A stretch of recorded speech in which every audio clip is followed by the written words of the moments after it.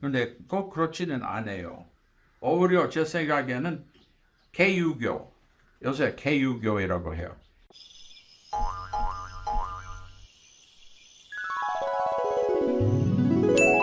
제가 마크 피터슨이라고 합니다.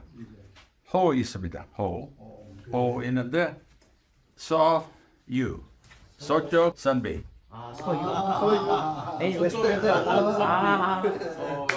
이국의 선미 배우셔서 말이 되죠? 서쪽서 온 서양 사람이니까 제가 유튜브 채널이 있어요. 유튜브. 여러분 유튜브 보는 사람 있어요? 예. 보십니까? 유튜브 보세요? 유튜브 보십니까? 한번요? 유튜브에 우물 파케 개구리. 57년 동안 한국 역사를, 한국 언어를 공부한 사람이에요. 57년 동안.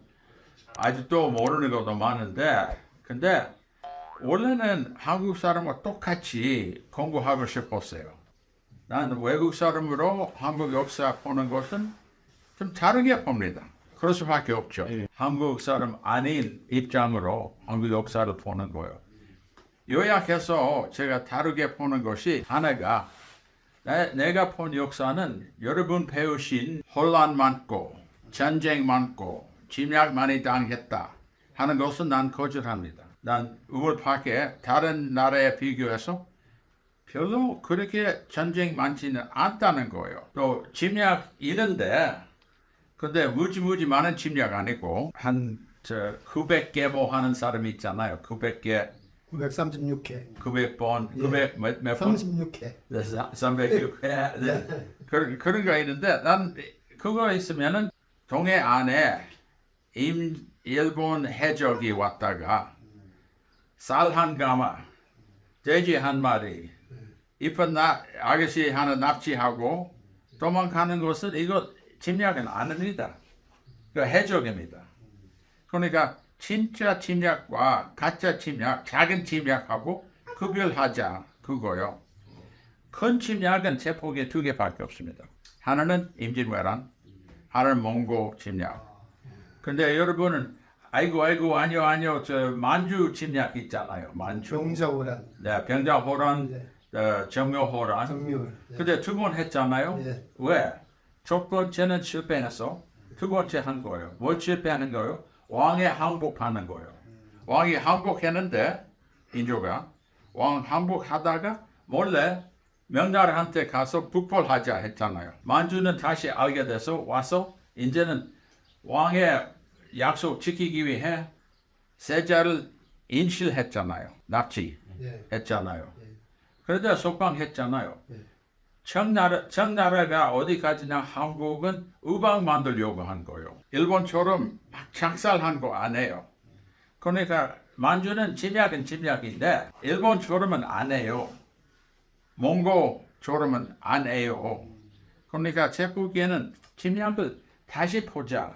936개 뭐 하지 말고 오히려 우리 한국 사람, 난 한국 사람 같으면 우리 한국 사람은 많은 침략 아니고 이 피해자 정신 말고 피해자를 떠나서 이 자존심 있도록 좀 생각하는 거예요. 20세기는 한국은 피해자입니다. 20세기는. 그런데 전체 역사를 본다면은 피해자 정신을 떠나서 자존심 있도록 좀 있어야 된다고 좀 생각하는 거예요. 그겁니다. 또한 유교 관계, 여기 유교, 한국 유교 문화 진흥원 있잖아요. 유교 관계도 제 박사학위 논문 썼습니다. 그 박사학위 논문은 한국의 삼국시대부터 유교가 왔어요. 첫 번째 유교 학자가 누구죠? 설총. 둘째는 누구? 최치원. 둘 다 신라 사람들인데 유교는 왔어요. 그런데 한국서는 유교를 그대로 안 했습니다. 유교는 글자로 장남 뭐가 한다. 장남 한다는데 한국서는 그 당시는 평등사회였습니다. 평등사회는 17세기 말 때까지 평등상속이 있었어요. 17세기 말 때까지는 제사를 윤행으로 했었습니다. 윤행. 들어가면서 남녀 아들, 딸 들어가면서 했었습니다. 그러니까 한 7년 동안 유교는 평등한 유교이라고 생각해요. 근데 여러분은 부계 사회라는 거 아시고 부계 사회 있기 전에 모계 사회 있었다고 하죠? 아닙니다. 부계 사회 있기 전에 평등 사회 있는 거예요. 모계 사회는 아닙니다. 평등 사회 한 가운데 모계 한 부분이 있고 부계 한 부분이 있습니다. 예를 들면 오죽헌 있잖아요. 오죽헌.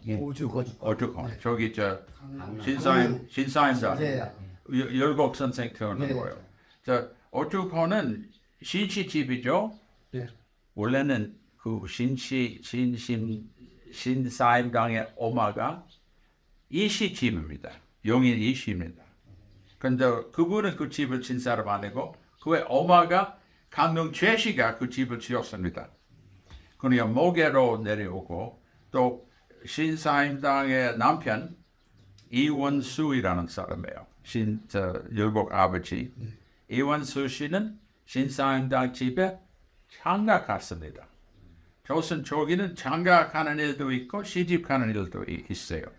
그러니까 한 7년 동안 이 평등한 유교 사회에 있었다고 주장합니다. 근데 17세기 후반서부터는 부계 사회 생긴 거예요. 부계 사회는 뭐냐면은 남존여비 또한 출가 외인 족보는 모두 남자 계통으로 한 거예요.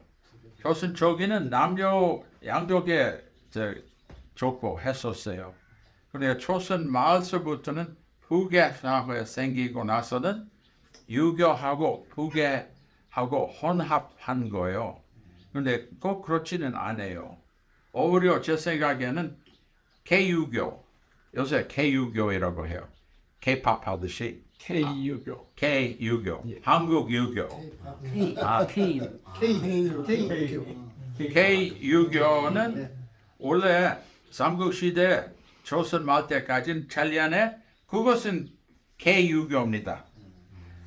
조선 말에 유교는 중국식 유교 바꿨어요. 사대주의 시대입니다. 그러니까 제 보기에는 앞으로 유교가 잘 살기 위해 부계를 좀 도선하고 평등 사회 한 가운데 유교를 가집시다. 그런 생각이 있습니다. 남녀 평등 상속법 있잖아요. 지금 남녀 시집도 가고 장가도 가고 하잖아요. 조선 초기와 똑같이 족보만 조금 다르게 계속하면 공부하면 되는 거예요. 그런데 여러 가지로 제가 앞으로 유교, K유교는 살아갈 수 있는 방법이 있지 않을까 좀 생각하고 있습니다. 네. 간단한 소개 그겁니다. 네, 감사합니다. 좋은데 들어주셔서 덥잖아요. 네, 감사합니다.